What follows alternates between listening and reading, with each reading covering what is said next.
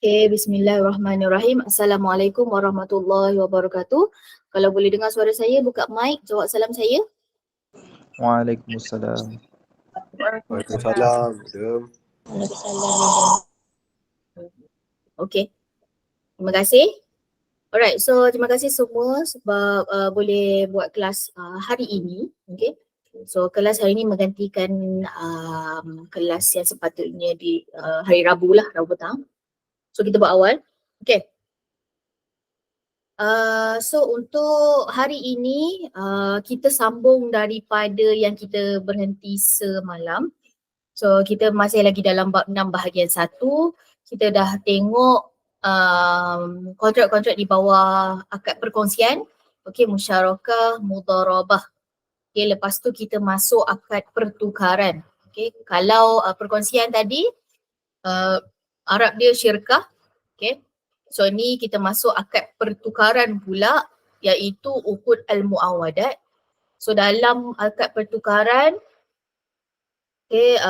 yang ada cover dalam segi pesawat ni lah. Okay, ada kontrak murabahah, kita dah tengok murabahah semalam iaitu cost plus profit ataupun cost tambah untung. Okay, so dan itu adalah sebenarnya kontrak yang paling basic yang semua orang ada buat. Semua orang ada buat, ada terlibat zaman sekarang ini. Okay, even kita pun. Cuma kita sebagai pembeli lah mostly. Melainkan you all kalau ada buat perniagaan apa-apa, you all terlibat sebagai pembeli dan juga penjual. Okay, dalam murabahah. So murabahah yang paling basic yang ada dan dibenarkan dalam Islam, tak ada masalah. Okay, hari ni kita tengok kontrak yang kedua di bawah uqud muawadat ataupun akad pertukaran ni iaitu kontrak ijarah. Okay, untuk hari ni saya rasa sempat cover ijarah sahaja. Okay, sambung terus hingga ke aitab. Okay, aitab sebenarnya adalah salah satu jenis ataupun kategori jenis ke kategori saya tak pasti, tapi dia adalah salah satu ijarah juga sebenarnya. Okay, aitab tu. Tapi sebelum nak faham tentang aitab, penting untuk kita tahu ijarah tu apa. And also penting yang jangan lupakan yang kita dah belajar murabahah semalam. Okay, sebab ada kaitan juga. Dalam aitab tu ada kaitan juga apa yang kita dah belajar sebelum ni lah. Okay, dan termasuk juga especially yang ijarah ni. So ijarah, okay, tapi before that dalam buku ijarah muka surat berapa? Ijarah muka surat berapa? Komen ataupun buka mic. 104. 104. Okay, terima kasih. Okay, so ijarah ni apa? Ijarah ni satu di perkataan bahasa Arab yang mana Melayunya adalah sewa. Yang paling common orang tahu, paling biasa orang tahu atau orang sebutkan adalah sewa. Okay, so ijarah, lafaz ijarah dalam bahasa Arab membawa maksud upah, sewa, jasa dan bayaran atau imbalan.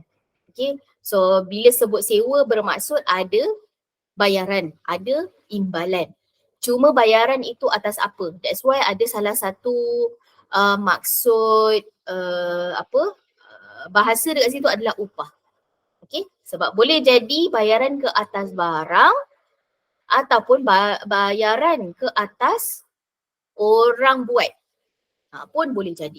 Okay, tak apa, kita proceed dahulu.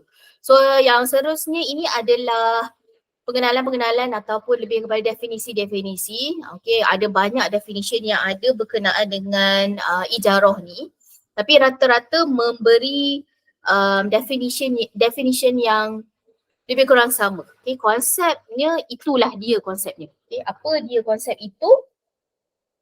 Dari terminologi syariah, al-ijarah membawa maksud kontrak terhadap sesuatu manfaat. Manfaat. Itu keyword penting dalam ijarah. Okay, dengan memperolehi bayaran. Okay, manfaat, bayaran. Okay, ingat tu. Manakala ulama Syafi'iyah mendefinisikan ijarah sebagai kontrak penyewaan yang dilaksanakan ke atas manfaat. Okay, nampak tu ada lagi keyword manfaat dekat situ yang diketahui dan manfaat tersebut dikira harus di sisi syarak. Maksudnya manfaat yang boleh lah. Okay, yang boleh dalam Islam, okay, di sisi syarat penggunaannya dengan mendapat bayaran. See, another keyword yang disebut juga, mula tadi manfaat, yang kedua bayaran atau ganjaran yang setara dengan manfaat yang diperolehi.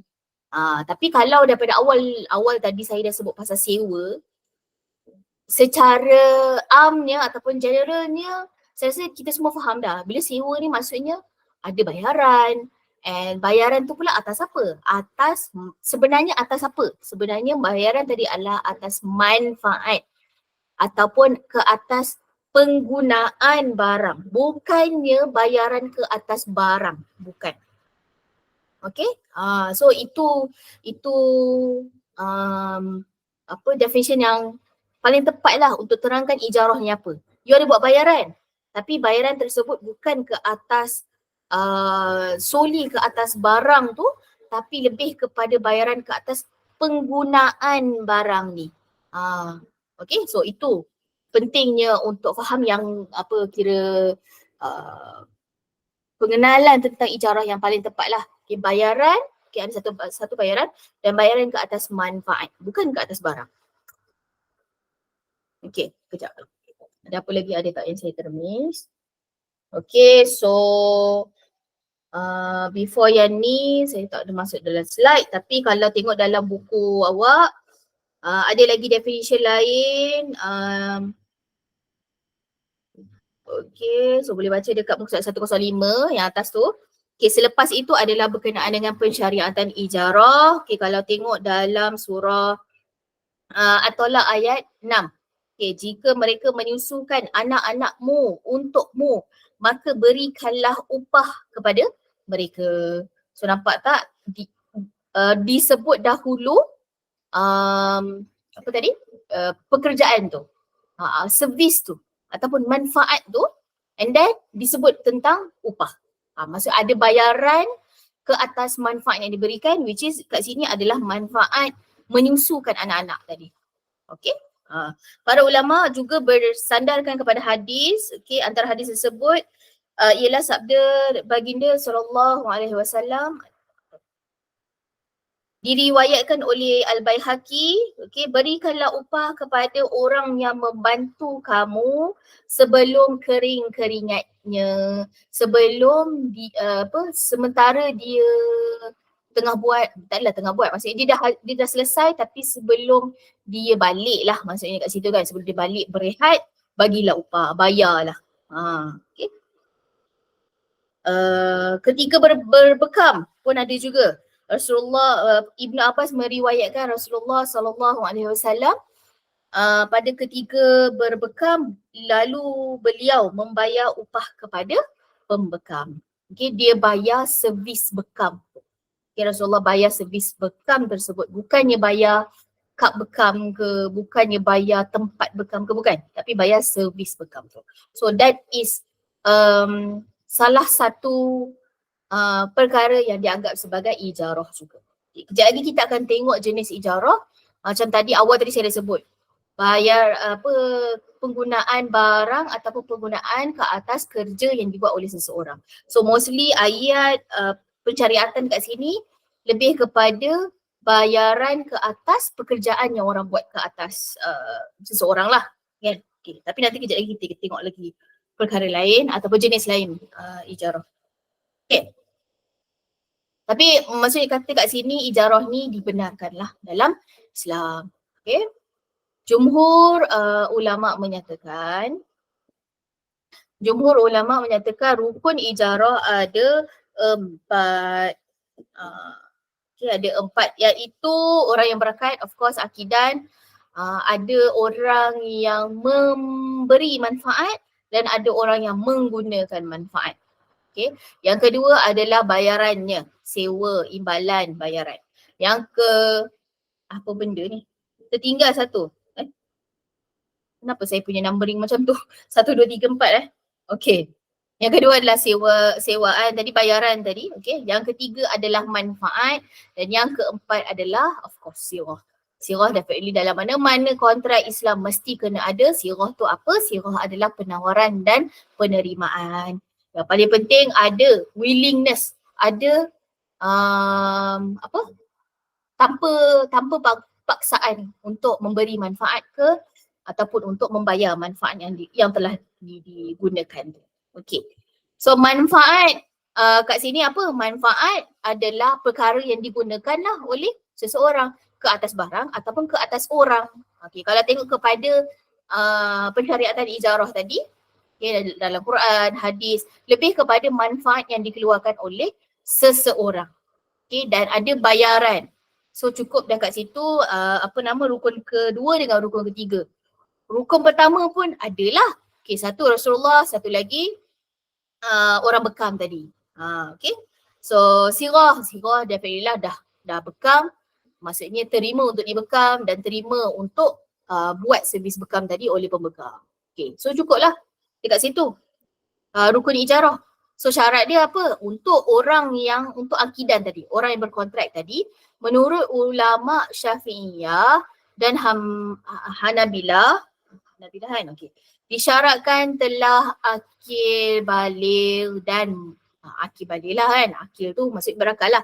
Telah baligh dan berakal. Sebab apa? Sebab orang yang berakal ini dia mampu untuk faham bahawa dia sedang masuk dalam kontrak ijarah. Okay. Dia faham bila masuk dalam kontrak ijarah bermaksud satu, boleh guna barang tersebut ataupun guna servis orang, dan yang kedua ada bayaran yang perlu dilunaskan. Okay. Tapi kena faham juga, penting juga untuk orang yang berakil dan berakal tadi ni, orang yang berakal dan baligh ni, dia faham yang bayaran itu adalah ke atas servis tadi ataupun ke atas manfaat, bukannya direct ke atas barang yang digunakan. Okay. Oleh sebab itu orang yang belum ataupun tidak berakal seperti anak kecil dan orang gila menyewakan harta mereka atau diri mereka sebagai buruh. Maksudnya dia orang yang belum baligh ni ataupun yang kurang waras ke, di sisi golongan ini tidak sah akad ijarah. So yang penting kena berakal. Okey, akan tetapi menurut pandangan ulama Hanafiyah dan Malikiyah, kedua individu yang melakukan kontrak ini tidak perlu kepada usia baligh tapi hanya sekadar mumayyiz. Okey, itu ada perbezaan pendapat lah kat situ. Tapi sis kita mengikut mazhab Syafi'i, so kita pegang kepada mesti akil baligh. Okey, berakal dan baligh. Macam saya kata tadi, supaya orang yang terlibat dalam kontrak ijarah ni adalah betul-betul orang yang faham sedang masuk dalam kontrak ijarah. Okey. Yang kedua, mestilah kedua pihak yang melakukan kontrak ini menyatakan kerelaan. Itulah saya nak cari perkataan ni sebenarnya, kerelaan. Okey, yang sirah tadi, ada willingness. Kerelaan untuk melakukan akad ijarah. Kerelaan sebagai contoh, saya ada barang yang boleh disewakan kepada awak, saya rela bagi barang ini kepada awak untuk gunakan dalam tempoh-tempoh tertentu. Awak pun rela untuk ambil barang saya ni, guna dan bayar selepas dah gunakan. Okey, mesti ada kerelaan. Apabila salah seorang di antara mereka melakukan secara terpaksa, maka kontrak dikira tidak sah. Okey, yang ketiga, manfaat. Manfaat yang menjadi objek akad haruslah diketahui secara sempurna. Mesti tahu. Untuk apa? Untuk elak gharar. Kan gharar kan adalah salah satu perkara yang diharamkan dalam Islam. So untuk elak gharar, satu barang yang nak digunakan tu jelas. Apa barangnya? Satu. Dan of course sebabkan ini adalah ijarah, yang penting salah satu rukunnya adalah manfaat. So manfaat ke atas barang tadi pun kena jelas. Oh, tiba terang. Manfaat ke atas barang tadi pun jelas, nyata. Okey, dan diberitahu secara full lah, okay, secara sempurna, sehingga tidak timbul perselisihan di kemudian hari. Sebagai contoh, kalau saya bagi sewa laptop kan, boleh guna Gmail saja, tak boleh buka-buka benda lain. Lah kan, sebagai contoh. So dekat situ lah maksudnya manfaat tu kena diketahui secara sempurna, kena diberitahu secara jelas, okay, dan nyata, supaya andai kata awak guna laptop saya untuk benda lain selain daripada apa yang kita dah persetujui pada awal kontrak kita, nak elak pergaduhan lah. Okay, nak elak salah faham ke apa ke. Okay, so that's why kena bagi tahu secara jelas pada awal kontrak. Okay, dan penting untuk semua faham dan setuju. Okay, setuju bahawa sekadar ini sahajalah yang boleh digunakan ataupun pada daripada tempoh ini sampai tempoh ini sahaja yang boleh digunakan. Itu juga salah satu perkara yang perlu diterangkan ataupun diberitahu dalam kontrak ijarah. Selain daripada manfaat apa yang boleh digunakan, tempoh juga penting untuk diberitahu. Okay, sebabnya kontrak ijarah ini adalah salah satu kontrak yang bertempoh. Okay, so dan macam saya sebut tadi, bayaran itu adalah bayaran ke atas manfaat, bukannya ke atas barang. So bila ke atas manfaat, saya rasa saya dah pernah terangkan kan bila masa kita dalam tajuk harta sebelum ni. Harta pula, pemilikan. Kan ada pemilikan sempurna dengan pemilikan tidak sempurna. So untuk ijarah ini, dia punya pemilikan adalah lebih kepada tidak sempurna. Sebab apa? Pemilikan dalam ijarah, kalau sebagai penyewa, pemilikan yang dia ada hanyalah pemilikan ke atas manfaat barang tadi. Dan dalam tempoh tersebut, tempoh yang dipersetujui. Habis tempoh, pemilikan ke atas manfaat tadi pun dah terbatal, dah terhenti dah. So meaning barang itu perlu dikembalikan dan perlu dipulangkan semula kepada owner asal. Okay, owner objek tersebut. Yang mana dia menjadi ataupun dialah pemilik sempurna objek serta manfaat yang dikeluarkan oleh barang tersebut. Okay. Saya cakap itu semua dah faham kan? Apabila manfaat yang akan menjadi objek akad tidak jelas, maka kontrak tidak sah. Okay. So that's why macam you all sewa rumah kan. Ni paling banyak lah di kalangan student sewa rumah ataupun even korang duduk asrama pun kan. KBB. Asrama KBB pun sebenarnya korang menyewa. Cumanya bayaran tu mana? Bayaran tu Baitumal. Ayolah, mawid yang tolong bayar untuk awak. So apa manfaat yang awak guna? Awak mendapat manfaat perlindungan di dalam asrama kat college. Manfaat lain apa? You boleh mandi dekat asrama. You boleh simpan barang-barang you dekat asrama. Siapa yang duduk dekat asrama tak jauh nak datang kelas. Macam hari tu kan.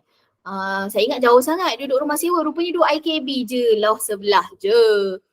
Kan. So dekat. Itu pun salah satu manfaat yang awak peroleh. Daripada duduk di asrama. Macam tu. Okay. Lain-lain seperti apa yang digariskan oleh HEPA lah kan. Apa yang you boleh buat dekat asrama, apa yang tak boleh. Itu semua adalah manfaat-manfaat yang you sebagai pelajar boleh guna tetapi masih terikat dengan syarat yang ditetapkan oleh owner asal sesuatu perkara tu.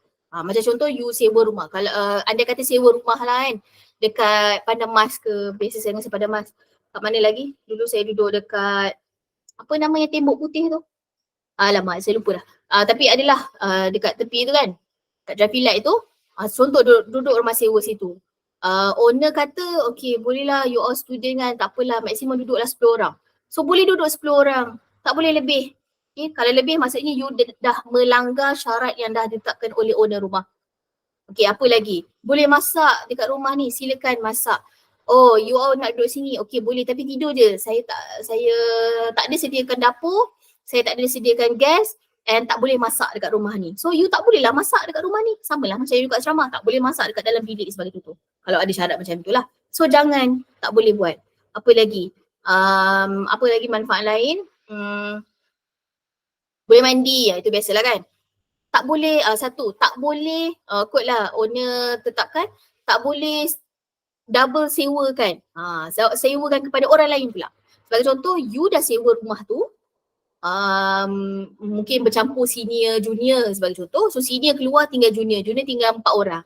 Nak cover 1,500 sewa, tak mampu. So nak cari lagi 5 orang. Tapi dalam 4 orang tu korang decide untuk naikkan sewa ke atas 5 orang baru. Tanpa pengetahuan owner baru. Owner asal. Okay, tak boleh. Itu kira maksudnya awak double sewa lah dekat situ. Kalau anda kata nak cari penyewa baru, bagi tahu kepada owner asal, boleh tak cari orang baru ataupun you offer diri. You kata boleh tak cari penyewa-penyewa baru, kami boleh, kalau tak jumpa kami boleh tolong carikan junior-junior ke. Cuma nanti bayar of course lah, kita akan bayarlah RM1,500 kepada owner. So kalau macam tu tak apa. Penting sebab macam saya sebut awal tadi, ijarah ni, you bukan pemilik sempurna objek tersebut. You adalah pemilik tidak sempurna objek tersebut. You hanya pemilik ke atas manfaat tapi bukannya pemilik ke atas objek.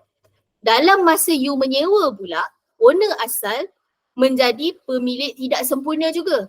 Yang mana dia hanya pemilik objek tetapi bukan pemilik manfaat. Kalau you sewa rumah, owner hanyalah pemilik rumah tapi dia tidak, dalam tempoh menyewa, dia bukan pemilik manfaat rumah tersebut. So that's why dalam tempoh sewaan, yelah you dah sign kontrak pada awal kontrak kan, bayar setuju bayar setiap bulan RM1,500 whatever selama 1 tahun. So selama 1 tahun owner tak boleh tak boleh halang you untuk duduk kat rumah tu selama setahun lah. Okay, tapi kalau anda kata, sebab pernah juga masa saya menyewa dengan kawan-kawan saya, owner asal kata dia nak jual rumah, tapi sewaan kami habis lagi. So dia tak adalah paksa kami keluar, tak ada pun. Cuma dia bagi tahu sahaja makcik lah. Makcik ingat tahun depan makcik nak jual rumah ni, dia kata kan. Tapi tahun depan kami ada sehingga akhir tahun ni sebagai contoh. Okay. So dalam itu dia just maklumkan sahaja supaya kita orang pun bersedia yang kalau dah tamat tempoh ni maksudnya kemungkinan tak boleh nak sambung duduk rumah ni. So dekat situ ada masa lah untuk kami cari rumah baru untuk disewakan, pindah rumah sewa baru sebagai contoh. Okay, so maksud kata kat sini dalam tempoh sewaan tu, sebab kita dah sign awal-awal kan sehingga tarikh bila. So owner dia bukan pemilik sempurna walaupun dia pemilik objek, tapi dia bukan pemilik sempurna keseluruhan rumah tersebut. So dia tak boleh halang lah kita sebagai penyewa untuk duduk situ sehingga tarikh yang dah ditetapkan. Melainkan dia kata dia bincang. Okay, dia minta juga untuk kita keluar tapi bukan dengan paksaan. Dalam tempoh sewa tak habis tadi saya bagi contoh sewa tak habis pula. Dia minta kita keluar tapi boleh tapi bukan dengan paksaan. Kena bincang. Okay, bincang macam mana maksudnya? Okay, bagi tahu contoh kan. Tadi makcik tu nak jual rumah dia tadi tahun depan. Dia tengok urgent ada orang nak rumah tu sekarang sebagai contoh. Padahal sewa saya dengan kawan-kawan tak habis lagi ni. Okay, ni contoh. Okay, so apa yang makcik tu boleh buat? Makcik tu kena bagi tahu kepada kami penyewa-penyewa ni, bagi tahu okey dah ada pembeli dan pembeli minta nak masuk. Tercepat pula kali ni, akan lama lagi. Okey. So, apa boleh buat? Bincang dekat situ. Kita penyewa, kita bincang dengan owner tu sahaja. Tak perlulah kita bincang dengan owner baru tu. Okey? Sebab pemilikan tu tak pindah lagi kepada owner baru. So masih dengan makcik tadi. So bincanglah, makcik tu dia kena bertimbang rasa untuk bagi masa kepada penyewa ni cari rumah baru dulu, makilah sebulan 2. So dia lah kena bincang dengan owner baru, bagi tahu rumah ni sekarang tengah ada penyewa dan dia punya kena disclosekan lah. Okay, tak boleh sorok-sorok. Penyewa sekarang ni sedang dalam kontrak sewa sehingga tarikh 31 Disember 2023 sebagai contoh kan. Hari ni kan baru 19 kan. Kena honor, itu juga kira salah satu cara untuk honor ataupun respect ataupun jagalah perjanjian yang telah dimeterai pada sebelum-sebelum ini. Bukannya bila ada kontrak baru terus terpadam ataupun terbatal kontrak lama tu. Melainkan ada perkara yang memang membatalkanlah kontrak lama. Okay, so apa tadi saya macam dah jauh sangat saya pergi. Okay, tapi nak kata kat sini dari segi pemilikan, penyewa dengan owner masing-masing sedang berada dalam pemilikan tidak sempurna. So masing-masing hanya boleh ataupun hanya tertaluk ke atas pemilikan yang masing-masing ada sahaja. Yang penyewa adalah pemilik manfaat, so boleh gunakan sahaja manfaat yang dikeluarkan oleh rumah tersebut ataupun apa-apa objek. Yang owner tadi hanya pemilik objek tapi bukannya manfaat. Okay. Saya macam ulang banyak kali pula kan. Okay. Yang keempat, objek ijarah. Objek ijarah boleh diserahkan secara langsung dan tidak berlaku kecacatan oleh sebab tidak boleh menyewakan, dimanfaatkan oleh apa benda ayat ke sini ni. Berada di tangan, tidak boleh menyewakan manfaat oleh penyewa, berada di tangan orang lain. Ijarah itu boleh diserahkan secara langsung. Ini ulang. Okey. Oleh sebab itu, para ulama telah sepakat bahawa menyewakan sesuatu yang tidak boleh diserahkan atau dimanfaatkan seperti menyewakan rumah yang berada di tangan orang lain. Ini yang saya bagi contoh. Boleh duduk 10 orang bercampur junior senior keluar tinggal 4 orang tadi kan. Inilah dia. Okay, tak boleh nak double sewakan tadi. You penyewa dekat situ, kalau you nak tambah orang, you kena contact owner. Bukannya terus suka hati mencari penyewa baru. Melainkan memang owner tu dah kata awal-awal ke ataupun along you dah sewa tu, dia kata nanti kalau ada orang keluar, you cari je lah orang baru sampai cukup 10 orang. Yang saya tahu setiap bulan bayar je pada saya. Saya tak kisahlah you nak cari orang baru bila-bila ke apa, whatever. Okay? Kalau dia kata macam tu, then you boleh proceed tanpa bagi tahu dia. Tapi kalau dia tak ada kata macam tu and you memerlukan orang baru untuk cover sewa tu, kena bagi tahu dahulu. Kena informkan dahulu owner asal. Sebab remember, you bukan pemilik penuh, dia pun bukan pemilik penuh. You sama-sama menjadi pemilik. Cuma you adalah pemilik manfaat, owner tadi adalah pemilik objek. Okay, so you sebagai pemilik manfaat tadi kena maklumkan, at least maklumkan lah kan, ataupun minta izin ke ataupun minta pendapat ke daripada owner objek tadi, pemilik objek tadi. Okay. Tadi saya nampak Aimanullah raise hand, dia nak tanya ke? Saya nak tanya, yang sewa atas sewa tu, Yo. kalau dalam kontrak tak ada, boleh buat juga ke? Dalam kontrak tak ada. Dalam kontrak tu dia tak ada nyatakan kita tak boleh sewa atas sewa. Okay, lepas tu? Boleh ke kita buat kalau tak ada mention dalam kontrak? Ada ke tak ada, macam saya baru lepas sebut. You sebagai penyewa manfaat, dia sebagai penyewa objek. So you bukan pemilik penuh ke atas rumah tersebut. Bukan pemilik penuh ke atas keseluruhan rumah tu. So meaning kat sini ada dua pemilik lah. Satu pemilik manfaat, satu pemilik objek. So kalau ada nak buat apa-apa pun, especially benda yang tak ada tertulis dalam kontrak yang you dah sign, lagilah kena maklumkan pemilik lagi satu tadi, which is pemilik objek. Bukannya bila tak ada tertulis awak jadikan tiket sebagai nak buat benda tu. Lagi salah. Benda yang tak ada tertulis dalam kontrak, lagilah kena maklumkan ataupun macam saya kata tadilah, kena minta izin ataupun minta pendapat ataupun minta tolong ke daripada pemilik objek tadi. Sebab remember kat sini, pemilik sempurna dalam Islam, kita dah belajar kan sebelum ni kan, pemilik sempurna dalam Islam adalah pemilik penuh, iaitu dia ada pemilik objek dan dia juga adalah pemilik manfaat. Dalam ijarah, masing-masing bukan pemilik penuh. Okay? So masing-masing adalah pemilik tidak sempurna. Seorang pemilik manfaat, seorang pemilik objek. So tapi maksudnya kat sini kena remember, dua-dua adalah pemilik. So mana-mana orang nak buat apa-apa kena maklum each other. Lagi-lagilah kalau tak ada tulis dalam kontrak, kalau tak ada tertulis dalam yang you sign tu, lagilah kena cakap, lagilah kena bagi tahu. Okay. Yang tidak tertulis itu bukan macam saya sebut tadi lah, bukannya tiket untuk you buat sesuka hati. Okay. Terima kasih. Okay. Yang kelima kan? Okay. Objek ijarah juga mestilah sesuatu yang dihalalkan oleh syarak. Justru itu tidak boleh menyewa tukang sihir. Tidak boleh menyewa pembunuh. Kan? Hire hitman. Tak boleh lah. pemuda upahan dan juga menyewakan rumah untuk dijadikan rumah ibadah kepada golongan bukan Islam. Ini dah elok dah guna kontrak Islam.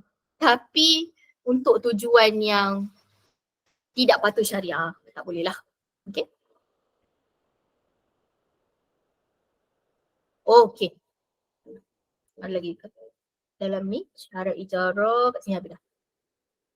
Okay.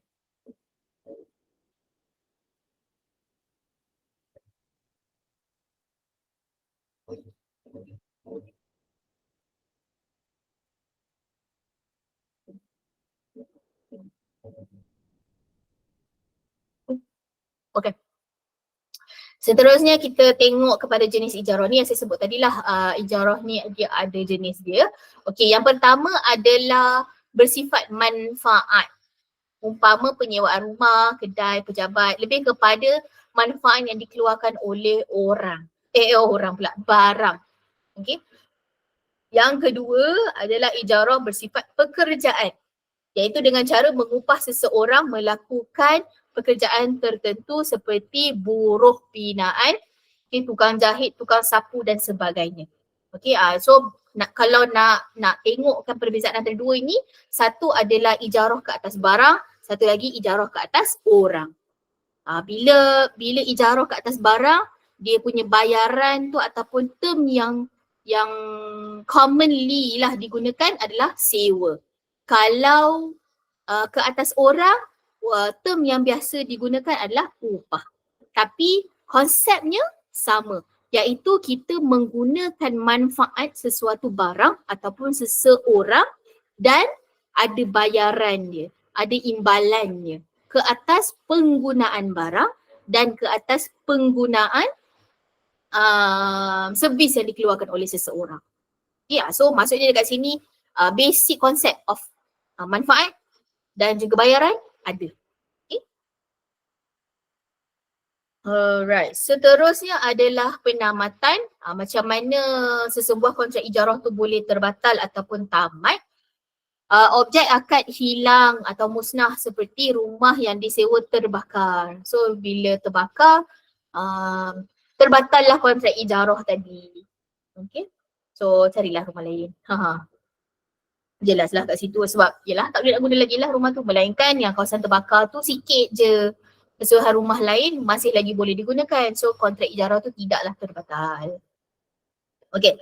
Yang kedua, ni yang saya sebut tadilah, jangka masa yang disepakati dalam akad ijarah berakhir. Okay, beza dengan kontrak murabahah sebagai contoh. Okay, bila you beli, sebagai contoh you beli baju kan. Bukan you sewa baju, you beli baju. Bila kita sebut kita beli baju, meaning pemilikan baju tersebut dipindahkan daripada penjual kepada awak kan sebagai pembeli. Dan bila dah pindahkan kepada awak boleh guna sampai bila yang awak nak dan boleh guna sesuka hati awak macam mana. Kan? Tapi kalau dalam kontrak ijarah, dia mesti akan ada tempoh dan bila dah tamat tempoh, barang tadi tu kena pulangkan balik kepada owner asal dan kontrak ijarah tadi kira dah tamat. Kalau nak sambung lagi sebagai contoh rumah sewa kan, kalau kata nak sambung lagi, tak nak keluar 31 Disember sebagai contoh, boleh, tapi kena buat kontrak baru yang ada tulis tempoh yang baru. Kalau kontrak yang pertama tadi berakhir 31 Disember, tapi you decide nak sambung lagi sebab masih lagi belajar kan sebagai contoh. So bagi tahu kepada owner construct kontrak baru yang mana dalam tu ada tulis tempoh baru starting 1 Januari sehingga 31 Disember 2024. Penyewa rumah ini adalah siapa-siapa. Contoh tadi Aimanullah sebagai contoh. Okay. So yang penting ijarah ni dia memang ada tempoh, kena follow tempoh tersebut. Kalau dah tamat, objek tu kena pulang balik kepada owner asal, okay, dan dia menjadi pemilik penuh tadi. Kalau kata nak sambung, boleh kena buat kontrak baru yang menyatakan tempoh ijarah yang baru. Okey. Keluar terus Aimanullah sebut nama dia. Okey. Apa lagi? Yang ketiga ada 4. Okey. Yang ketiga, salah seorang individu yang melakukan kontrak meninggal dunia. Okey, bila meninggal dunia, terbatallah kontrak ijarah tadi. Bila terbatal, okey, satu juga kena faham, bila kontrak ijarah terbatal, okey, kan tadi kita duk sebut pemilikan ijarah ni kan, pemilikan tidak sempurna, seorang pemilik manfaat, seorang pemilik objek. So bila kontrak ijarah ni terbatal, meaning pemilikan objek tersebut dah kembali kepada asal. Bila kembali kepada asal bermaksud owner objek menjadi owner penuh objek tersebut. Okay, dah tak ada yang pemilik sewa, penyewa tadi menjadi pemilik manfaat. Oh, okay. So balik pada asal. So kalau owner objek yang meninggal, kena tengoklah siapa waris dia. So kena buat kontrak baru dengan warisnya. Kalau bukan waris maksudnya pemilik barulah. Kena buat kontrak baru dengan pemilik baru. Sebab apa? Sebab dalam sesebuah kontrak, dalam apa jenis kontrak pun sebenarnya, especially zaman sekarang, apa-apa kontrak yang kita buat, dia mesti akan ada dalam bentuk penulisan kan, dalam bentuk penulisan. Dalam tu tulis, okey, siapa owner, kalau dalam kontrak ijarah, siapa dia pemilik rumah, siapa dia penyewa, daripada tempoh bila sampai bila, kalau rumah alamat mana, rumah yang mana, unit yang mana. Okay, so bila salah seorang meninggal, bermaksud nama yang dalam itu dah menjadi tidak valid. Bila nama dalam tu dah tak valid, bermaksud kontrak ni, the whole kontrak ni tak valid. Okay, so that's why kontrak ijarah tu dianggap terbatal terus ataupun tamat. So kalau kata penyewa tu masih lagi nak duduk rumah tu, kena buka kontrak baru, tuliskan siapa namanya. Of course yang penamanya adalah orang yang masih hidup lah, supaya boleh berurusan. Okay. Yang keempat, terdapat halangan daripada melakukan kontrak, ataupun kalau tadi halangan dari segi meninggal dunia, yang ini adalah halangan-halangan yang lain. Sebagai contoh, rumah yang disewakan itu disita. Mungkin awak penyewa yang bagus, setiap bulan duk bayar je dekat owner rumah kan, tapi owner rumah pula yang tak bayar-bayar dekat kat bank ke, sebagai contoh. Okay, so that's why, okay, satu kena faham, sebab saya nak mention lagi tentang pemilik tidak sempurna tadi kan. You sebagai penyewa, you hanya pemilik manfaat. So you bayar manfaat. Okay, that's why bila you bayar kepada owner rumah tu. Okay, bukannya you bayar kepada bank. Yang owner rumah pula, dia pemilik objek yang mana dia masih lagi berhutang dengan bank. So dia bayar dengan bank. Bukannya awak yang bayar kepada bank. Sebab apa? Sebab awak bukan pemilik rumah tersebut. Awak adalah pemilik manfaat rumah tersebut. So that's why apa yang you bayar sewa rumah, okay, adalah you bayar kepada owner yang penama rumah tersebut. Bukannya bayar kepada bank. Okay. So tu yang saya cerita tadi. Kemungkinan you ni adalah memang penyewa yang baik. Setiap bulan bayar penuh dekat, ikut time pula tu bayar ke pemilik rumah. Yang ni yang buat hal pemilik rumah pula yang tak bayar ke bank. Alih-alih bank sita rumah dia sebagai contoh. So dekat situ rumah itu menjadi kontrak ijarah tadi pun boleh terbatal jugalah. Sebab tiada rumah yang dalam keadaan baik. Bila di situ tu maksudnya bukanlah kata rumah tu yang tengah rosak ke apa, tapi dekat sini pemilik tadi, pemilik rumah tadi tu dah tidak menjadi pemilik lah. Okay, so macam saya bagi contoh kontrak tadi, salah seorang nama tu dah tak valid dalam kontrak ijarah tu. So tamatlah kontrak ijarah. Okay, dan sebagainya menyebabkan ijarah tamat di sisi ulama Hanafiyah. Okay, so itu adalah perkara-perkara yang boleh menamatkan tertamatnya kontrak ijarah. Okay. So kalau nak sambung boleh, macam saya kata tadi, tak ada masalah untuk sambung, cuma kena buka kontrak baru yang ada nyatakan tarikh dan orang-orang yang baru. Kalau orang ni masih sama, tulis balik je lah nama sama, cuma tukar tarikh. Okay. Alright, so seterusnya adalah berkaitan dengan aitab. So aitab ini adalah ijarah, salah satu jenis ijarah juga, cumanya ada penambahan al-bai' kat situ. Kalau you tengok al-ijarah summa al-bai'. Al-ijarah sewa tadi, summa perkataan bahasa Arab maksud dia boleh maksud dia? Kemudian, okay, summa kemudian al-bai'. Al-bai' maksudnya jual beli. Okay, so short form untuk al-ijarah summa al-bai' aitab.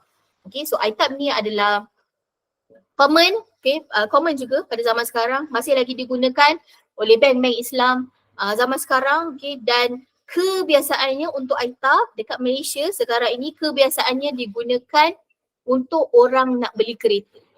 Okay, untuk orang nak beli kereta. Nanti saya postkan ataupun sekejap. Contoh kejap.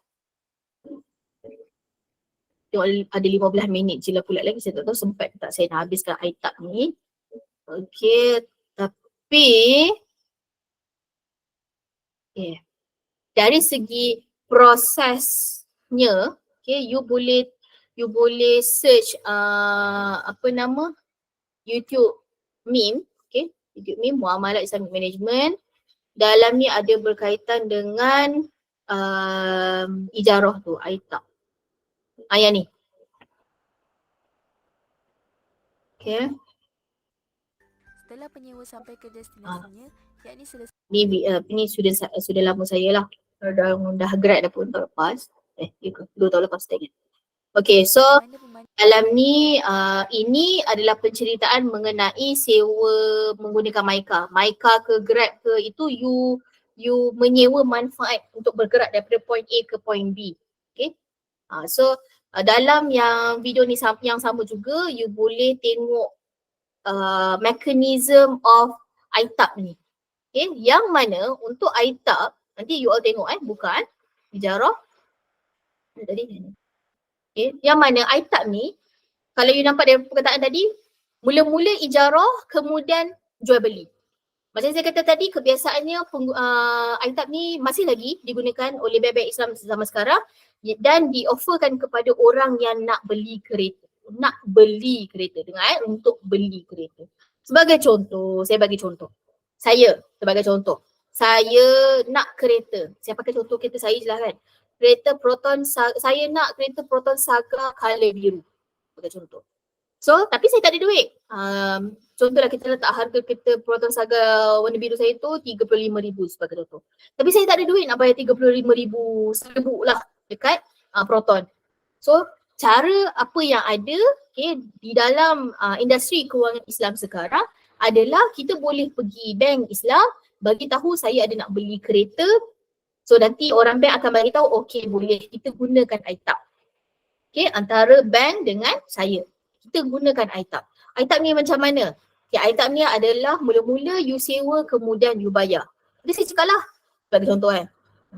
Dia cakap, tapi saya tak nak sewa, saya nak beli. Ya betul. Okay, melalui aitab ini puan boleh beli tapi dengan cara bayar ansur-ansuran. Okay, kat mana yang membenarkan kita sebagai pembeli kereta tadi nak buat bayaran ansuran adalah pada konsep ijarah ni. Sebab saya rasa saya lupa nak mention juga tadi. Untuk ijarah kan, tapi kalau saya tak mention pun kita semua dah faham dah. Bila kita menyewa, kita bayar setiap bulan, betul? So itulah dia kelebihan yang nak diberikan kepada customer-customer yang nak beli kereta ni untuk membuat bayaran secara ansuran melalui ijarah.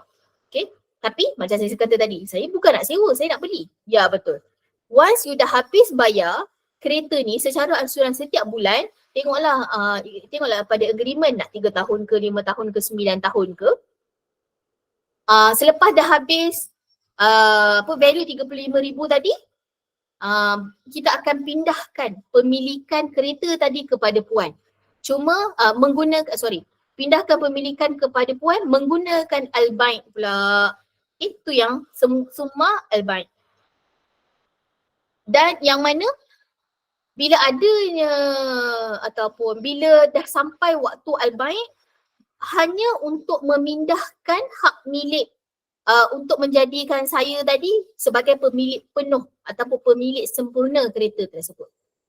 Sebab remember pada awal tadi kan, Kan banyak kali saya ulang-ulang, pilih ijarah, yang penyewa dia pemilik manfaat saja, yang owner asal tadi adalah pemilik objek sahaja. Okay, so kalau dalam kita membeli kereta, kita approach bank, okay, nak guna duit bank, so bila guna ITAP bermaksud memula akan ada ijarah yang mana dalam tempoh ijarah tersebut adalah saya boleh gunakan kereta tersebut, tapi owner, nama pertama untuk kereta tersebut adalah nama bank. Okay. Macam mana dia mendapat nama kat atas kereta tersebut? Sebabnya bila menggunakan ITAP, caranya macam ni. Caranya adalah, contoh saya approach bank Islam sebagai contoh kan, ataupun bank Islamik, ataupun Hong Leong Islamik lah, senang kan. Nak bagi you all nampak, ni asyik Islamik je kan. Hong Leong pun ada Islamic Bank dan Islamic Bank Hong Leong tu adalah Islamic Bank yang betul lah. Okay. Hong Leong Islamik sebagai contoh. So caranya macam ni bila menggunakan ITAP, Hong Leong Islamik akan beli kereta Proton Saga warna biru tadi daripada Proton. Bila dia beli, macam saya bagi contoh awak beli baju tadi kan. Bila dia beli, pemilik kereta sekarang siapa punya? Bank punya. Bank yang menjadi pemilik kereta tadi sebab dia yang beli daripada Proton. So bila dia beli Proton, dia bayar RM35,000 dekat Proton. Settle dengan Proton. So sekarang tapi bank tak nak kereta tu, yang nak kereta tu saya. Betul? So bank bagi tahu, okay, dia sama ada saya ambil daripada bank ataupun bank boleh cakap dengan saya, kata boleh pergi pick up kereta tu dekat Proton. Proton bagi tahu orang yang nak ambil kereta ini saya bayar, tapi orang yang nak ambil kereta ini adalah Puan Amira sebagai contoh kan. Okay. Tapi ingat, dia dah beli. So dialah pemilik asal. Dialah pemilik baru kereta Proton Saga tadi. Okay. Tapi disebabkan bukan dia yang nak kereta tu, yang nak tu saya, so that's why saya boleh pergi ambil. Itulah barulah adanya kontrak ITAP ni, barulah bermulanya ijarah, bahagian ijarah tu. Yang mana saya menjadi pemilik manfaat, bank menjadi pemilik objek kereta tadi. Okay. Dan bila kata dalam ijarah, meaning ada bayaran. So bayaran tu dibuat oleh siapa? Oleh saya lah, pemilik manfaat tadi. Dan dibuat secara ansuran, bayar sikit-sikit setiap bulan. Berapa lama sampai bila? Tengoklah tempoh berapa, itulah kat situ ada matematik dia yang bank lah kan. 3 tahun ke 5 tahun, ikut pada saya lah mampu nak bayar berapa setiap bulan kan. Okay. Kalau dah mampu bayar banyak, sekejap je lah tempoh ITAP tu. Okay. So, dekat sini bermaksud dalam tempoh 5 tahun sebagai contoh, 5 tahun itu owner kepada rumah itu adalah saya dan bank. That's why kalau sebagai contoh, kalau saya tak bayar, itu yang kalau you all ada dengar bank kena tarik, bank kena tarik pula dah. Kereta kena tarik dengan bank, okay. Ataupun bank tarik kereta. Sebab apa dia boleh tarik? Sebab dia adalah juga pemilik kepada kereta tersebut. Kita masih lagi berhutang dengan bank. Ada tak kita berhutang dengan Proton? Tak ada. Yang Proton tadi dah settle dah masa bank beli kereta tu. Sekarang kita berhutang dengan bank. Sebab bank dah tolong belikan dah. Dah bagi kelonggaran pula tu, tak payah bayar full terus first day ataupun hari pertama bayar RM35,000. Tak, bayar sikit-sikit. Bagi tempoh lagi panjang, 5 tahun pula tu. Okay, tapi still buat hal setiap bulan tak nak bayar pula dah. So bila tak nak bayar, tu yang boleh kena tarik. Dan dia ada hak pun untuk tarik. Sebab dia juga adalah pemilik kepada kereta tadi tu. Okay. Okay, itu kalau kes tak bayar. Kalau kes bayar, you adalah seorang yang setiap bulan bayar, ikut time, tak pernah miss. Cukup 5 tahun, full amount dah terbayar. Sekarang ni nak pindahkan pemilikan bank kepada saya, menjadikan saya pemilik penuh, barulah datangnya ataupun tibalah masanya nak implementkan Al-Bai' tadi. Tapi perlu bayaran apa-apa tak? Tak perlu. Sebab bayaran dah dibuat dah selama 5 tahun semasa dalam ijarah tadi. Okay, so itulah secara keseluruhannya macam mana ITAP itu berlaku. Okay, cuma sebelum saya tadi terskip sikit. Kan bank dah beli daripada Proton kan. Dia dah beli contoh RM35,000. Lepas tu saya start bayar kepada bank. Bukannya saya bayar kepada Proton. Betul. So bila dia dah beli, dialah menjadi owner dia lah owner kereta tu. So bila dia menjadi owner kereta tersebut, remember kita belajar murabahah semalam,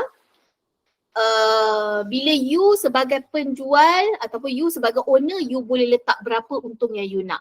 That's why kalau kita beli direct daripada Proton sebagai contoh 35,000, tapi kalau kita menggunakan iTab dengan bank, kemungkinan kita kena bayar 38,000 sebagai contoh. Sebab apa? Dia ambil untung 3,000. 3,000 kat situ halal ke tidak? Halal. Sebab apa? Bukan pinjaman. Dia dah beli kereta tu, dia dah menjadi owner kepada kereta tersebut. So dia juga berhak untuk letak berapa harga yang dia nak ataupun berapa untung dia nak ambil daripada kereta tersebut. Dan kalau kita tengok kepada ciri-ciri murabahah yang kita belajar semalam, kita harga kos tu secara tak langsung memang kita tahu. Harga kos itu tidak disembunyikan pun dan untung yang diambil oleh bank tersebut pun tidak disembunyikan. Okay, so tak ada elemen gharar, kita tak ada elemen riba dekat situ dan untung yang diambil 3,000 tadi sebagai contoh adalah untung yang halal. So this is how ataupun inilah salah satu cara bank buat duit, bank buat untung, bank berniaga untuk mencari keuntungan. Salah satu cara adalah melalui ini. Dan kalau you betul-betul faham, you boleh betul-betul dengar apa yang saya ceritakan tentang iTab tadi ni, tiada ruang untuk riba. Tiada ruang untuk riba tu berlaku. Sebab saya that's why term yang diguna pakai dalam Islam adalah bukan pinjaman tapi lebih kepada pembiayaan. Kenapa pembiayaan? Sebabnya saya nak kereta tapi tahu tak mampu. Kan? Tahu tak mampu nak bayar 35,000. Awak nak beli motor. Motor berapa Saya tak tahulah berapa kan. Contohlah motor 10,000. Awak tahu awak tak ada 10,000. So pinjamlah duit bank. Tapi Islam bukannya guna cara pinjam. Tapi lebih kepada tolong biaya awak. Okay, tak apa. You nak beli motor boleh. 10,000 you tak ada duit. Tak apa. Kita boleh belikan dulu. Saya bayarkan dulu 10,000 dekat Modenas sebagai contoh. Tapi tak apalah, you pakailah sebab you yang nak motor tu kan. Saya tak ada nak motor tu. Tak apa. Tapi saya tolong bayar 10,000 kepada Modenas. So you ambil. Bila saya bayar dah 10,000 kepada Modenas, sekarang ni motor itu kepunyaan saya. Tapi saya boleh bagi pada awak untuk gunakan dalam tempoh berapa tahun, 5 tahun, 3 tahun sebagai contoh. Dalam tempoh itu, apa yang awak bayar pada saya bukanlah 10,000 ya. Saya adalah letak saya adalah ambil untung 2,000 sebagai contoh. So tapi 2,000 tu pun saya akan masuk dalam bayaran bulanan awak tu. Okay kan. Contoh setiap bulan kalau beli dengan harga 10,000, bayar setiap bulan 500 sebagai contoh. Betul, tak adalah riba. So bayar 500. Tapi kalau saya nak ambil untung 2,000 tu, bayarlah RM520 setiap bulan selama 5 tahun. Saya main sebut lah dia punya amount ni, saya tak kira betul-betul. Tapi nak ceritakan dekat sini, melalui iTab, you nak beli kenderaan, tiada riba. Okay, jangan takut, tak ada riba. Dan ini adalah cara yang dah difikirkan habis-habisan dah oleh ulama-ulama, oleh sekolah-sekolah kewangan Islam, sekolah-sekolah ekonomi Islam. Dah fikir habis dah macam mana nak tolong orang Islam yang belum ada duit yang banyak tapi nak ada aset. Okay, dan dalam masa yang sama bank-bank Islam especially tak makan riba ataupun tak ada riba dalam dia punya operation. Salah satu cara adalah melalui iTab. Kalau rumah ada lagi kontrak lain tapi nanti kita akan tengok. Akan tengok ke nanti? Tengoklah macam mana, saya tak ingat akan ada ke tidak. Tapi nak cerita kat sini tak ada sebab saya masih lagi jumpa baru pagi tadi saya terjumpa ada satu TikTok tu, ustaz lah konon kan. Tapi dia macam menyatakan yang cara Islamic bank beroperasi ni sama macam konvensional. Alih-alih at the end untung juga. Tapi itulah saya jadi marah dekat situ sebab dia macam nak menidakkan segala usaha yang dah dibuat oleh sekolah-sekolah Islam dalam memastikan orang-orang Islam dan bank-bank Islam beroperasi dengan cara yang patuh syariah. Saya geram dengan dia punya statement itulah. Tapi bila saya baca komen pun memang ramai juga yang tak puas hati dengan cara dia cakap tu. Nantilah saya cuba share. Okay, so melalui ni yang penting cara tu kita kena jaga supaya apa yang kita buat, setiap perkara kita buat tu adalah dalam keredaan Allah dan dalam keredaan Islam. Nak ambil untung boleh, pastikan ambil untung yang halal. Kita sedar diri kita tak kaya lagi nak beli benda-benda yang terlalu mahal ni. Tapi jangan takut untuk adakan benda-benda mahal ni, pergi cari pertolongan-pertolongan yang ada. Sekarang that's why kalau saya yakin dengan segala benda yang ada dalam bank-bank Islam zaman sekarang, semua memang okey je. Okey untuk kita orang Islam gunakan tanpa rasa was-was, tanpa rasa ada riba ke tidak, ada riba ke tak. Tak ada. Sebab setiap apa yang bank ini, saya nak bagi tahu tambahan je lah, setiap apa yang bank-bank Islam dalam Malaysia nak offer apa-apa kepada customer dia, dia mesti melalui dia punya own syariah committee. Selepas syariah committee dia dah luluskan ataupun dah setuju, dah sokong dengan apa bank tu nak buat, belum boleh jual lagi, belum boleh offer lagi kepada customer tau. Dia kena hantar dulu kepada syariah committee dekat peringkat Bank Negara Malaysia.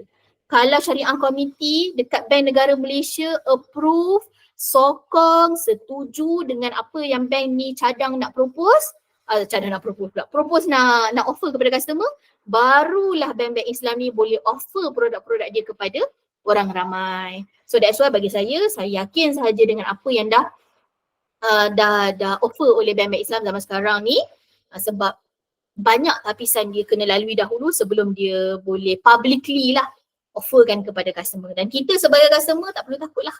Okay, dan tak perlu rasa was-was dah dengan adakah ni riba ke, bank Islam, bank Islam dengan konvensional sama je. Tak sama. Sebab saya belajar benda ni setiap sem saya tak tahun duduk baca, setiap tahun saya duduk bercerita, saya dah makin jelas dah cara bank-bank Islam beroperasi. Tak ada ruang riba, tak ada ruang gharar, tak boleh pun ada ruang maisir, gharar, riba semua ni. Tak boleh ada. Okay? So jangan takut. Okay? Dan jangan confuse diri dan jangan confuse orang ramai. Itu pun paling penting juga kena jaga. Okay? Kalau ikutkan sebenarnya saya dah cerita habis tentang ITAB ni. Okay? Cuma penambahan bacaan-bacaan lain nanti bacalah setiap satu yang dah tertulis tu. Okay. So tapi tak apa, nanti next class lagi. Kalau ada soalan apa-apa nanti boleh tanya lagi ya. Ataupun ada nak tanya apa-apa sekarang ke?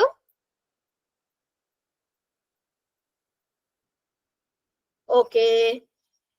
Ada Madam. Ada. Saya. Kalau contohnya kalau kita terus kita nak beli motor, lepas tu kita pinjam bank Islam, so dia automatik pakai ITAB lah. Kena request. Biasa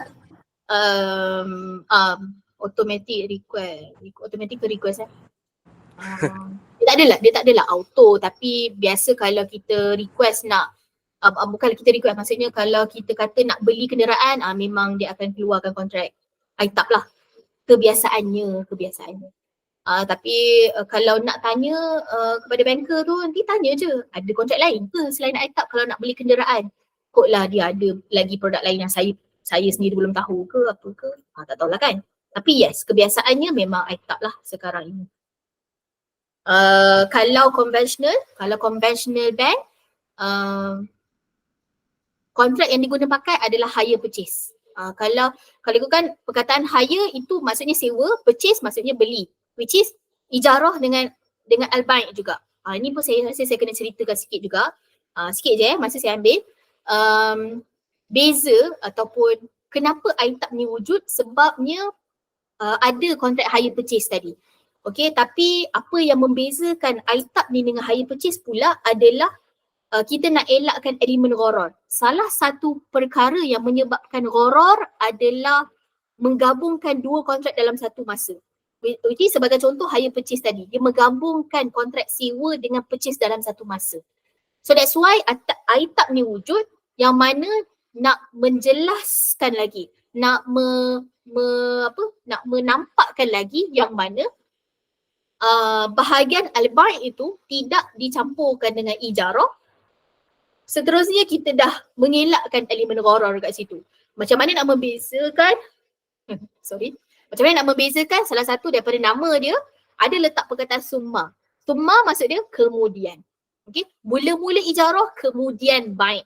Bermaksud dekat situ terang jelas dan nyata ijarah itu berlaku sebelum berlakunya al-bai'. Al-bai' akan berlaku selepas ijarah tu tamat. Tapi secara keseluruhan dia adalah satu kontrak. Cuma masa berlakunya al-bai' itu bukannya berlaku dalam masa ijarah. Itu yang kenapa aitab ni wujud, okay? Sebab nak mengasingkan implementation of al-bai' dengan implementation of ijarah tadi. Okay? Tapi dari segi cara, itu yang mungkin orang akan confuse. Dia nampak macam sama. Tapi kalau that's why kena fahamkan betul-betul aitab tu macam mana. Kenapa aitab ni wujud? Sebab nak mengasingkan dua kontrak tadi. Ijarah dengan al-bai'. So untuk menjawab soalan Rashidi tadi, itulah kebiasaannya memang terus offer aitab lah. Okay. Right. Tadi Aimanullah ada buka mic, ada nak tanya ke apa? Tak ada. Tak ada. Okay. Alright, lagi soalan lain ke?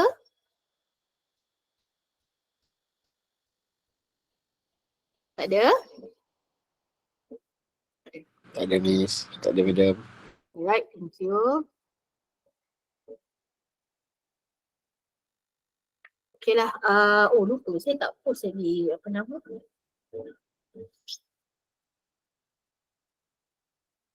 Okay.